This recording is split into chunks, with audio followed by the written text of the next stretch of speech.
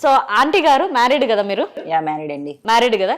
So ఇప్పుడు ఇలాంటి videos చేయడం అంటే ఆర్టిస్టు ఓకే ఫైన్, ఎంత ఆర్టిస్ట్ అయినా కానీ కొన్ని లిమిట్స్ ఉంటాయి కదా.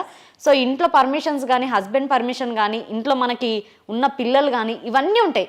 చాలా ప్రాబ్లమ్స్ కూడా ఫేస్ చేయాలి. ఆర్టిస్ట్ అంటే చిన్న మాట కాదు అది. సో మీరు ఫేస్ చేస్తున్న ప్రాబ్లమ్స్ ఎగ్జాక్ట్లీ చెప్పండి. నేను ఫస్ట్ ఇంట్లో అయితే ఒప్పించుకున్నానండి. నాకు చిన్నప్పుడు ఎప్పుడో ఉన్నప్పుడే నాకు ఆఫర్స్ వచ్చాయి, మా ఇంట్లో వాళ్ళు పంపించలేదు. అప్పటి నుంచి నాకు ఖచ్చితంగా నాకు ఏదైనా కావాలంటే అది కావాలి, ఎంత దూరమైనా వెళ్ళిపోతా.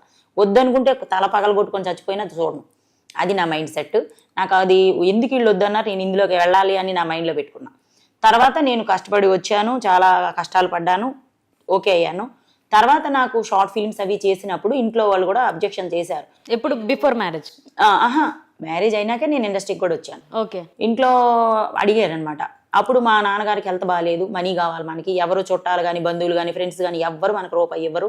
తింటే తిన్నావా, ఉంటే ఉన్నావా అని మనకి చెప్పేవాళ్లే తప్ప ఎవరు హెల్ప్ చేయరు.